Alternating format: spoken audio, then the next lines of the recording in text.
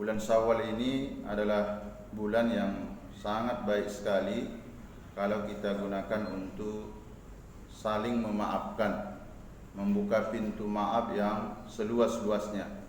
Kalau di materi sebelumnya kita sudah sampaikan contoh memaafkan dari tokoh yang berasal dari Sumatera Barat, yaitu Buya Hamka.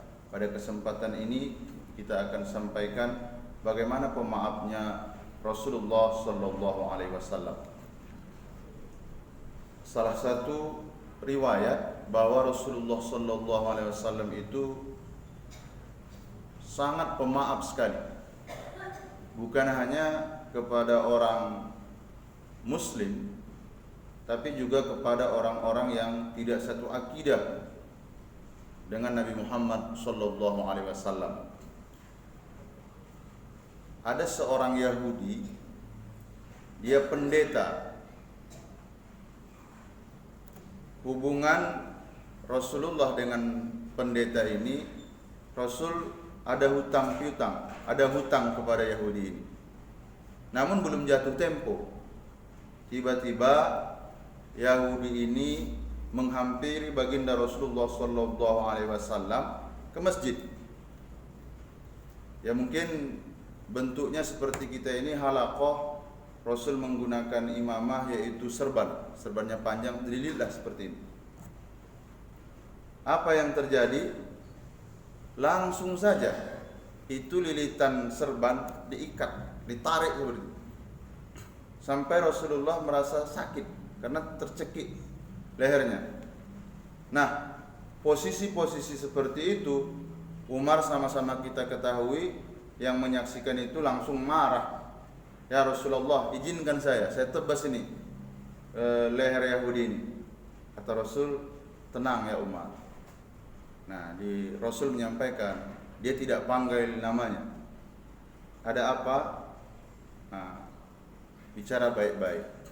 Dia katakan kepada baginda Rasulullah sallallahu alaihi wasallam, tolong bayar hutangmu. Saya tahu, nah itu pula nih alasannya. Saya tahu orang Quraisy ini sangat sulit membayar hutang. Bayar sekarang. Padahal itu belum jatuh tempo. Nah, Rasul santai dengan senyum mengasih tahu ke Umar. Ya Umar, sekarang pergilah sama dia. Kemana? Ke Baitul Mal, tempat penyimpanan harta kaum muslimin.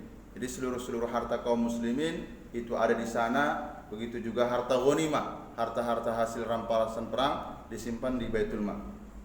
Kata Rasul kepada Umar,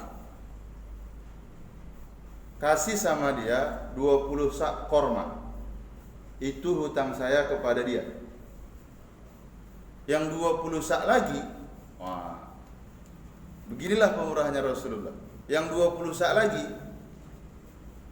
itu sebagai hukuman. Hukuman apa ya Rasulullah? Hukuman kepada ente ya Umar. Ente sudah takut-takuti orang ini dengan menggertaknya. Ente ingin bunuh dia.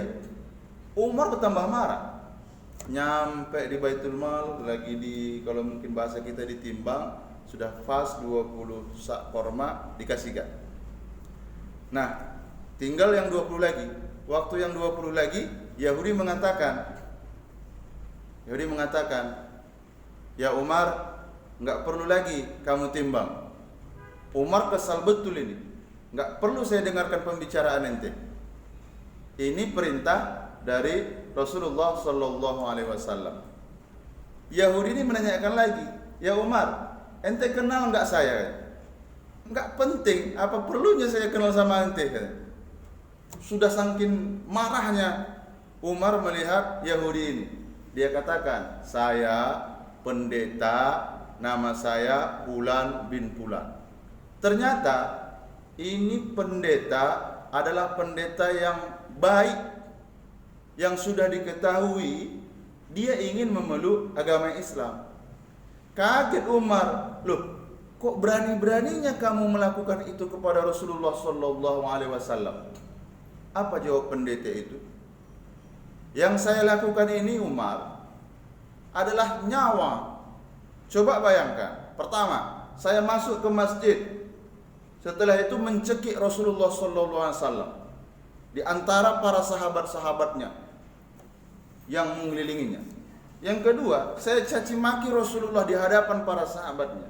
Yang ketiga, saya mau nagih hutang yang belum jatuh tempo. Hal ini saya lakukan, saya mempertaruhkan diri saya. Terus kata Umar, kenapa kamu lakukan ini? Kok berani-beraninya kamu seperti ini kepada baginda Rasul? Saya sebenarnya ingin mencocokkan saja apa yang saya baca dalam kitab Taurat, bahwa ciri-ciri Nabi itu sudah saya temukan. Nabi Muhammad lahir di Makkah, diusir kaumnya, pindah ke Madinah, para sahabatnya seperti ini, sifatnya seperti ini. Tapi saya ingin menguji, ada satu sifat baginda Rasulullah SAW itu yang kalau benar saya masuk Islam. Umar kembali bertanya, apa yang kamu cari dari sifat baginda Rasulullah SAW? Dia mengatakan, ghalaba hilmuhu wa ghadabuhu. Ghalaba hilmuhu ghadabuhu.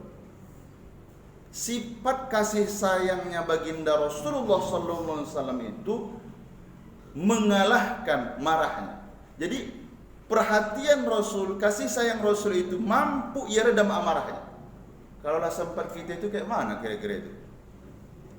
Datang orang, ada guru yang sangat kita agungkan, pas di tengah-tengah masuk orang yang enggak kita kenal. Bukan satu akidah pula, dicekeknya. Oh, kalau itu gawat itu. Habis mungkin bawa belum. Tapi enggak, Rasulullah itu adalah orang yang pemaaf. Jadi dikatakan dia seperti itu. Sekarang dengan kejadian ini ya Umar, saya yakin betul bahwa Rasulullah sallallahu alaihi itu orang yang tidak menggunakan emosinya, orang yang tidak menggunakan amarahnya, ia lebih menggunakan kelembutan hatinya. Engkau ya Umar sebagai saksi saya masuk Islam. Ya ucapkan syahadat, asyhadu an la ilaha illallah wa asyhadu anna Muhammadar Rasulullah. Mudah-mudahan ini menjadi menjadi referensi rujukan untuk kita semua bahwa hati Rasulullah itu lembut. Mudah-mudahan kita juga memiliki hati yang lembut seperti Nabi Muhammad sallallahu alaihi wasallam. Kita tutup majelis yang mulia ini dengan ucapan hamdalah.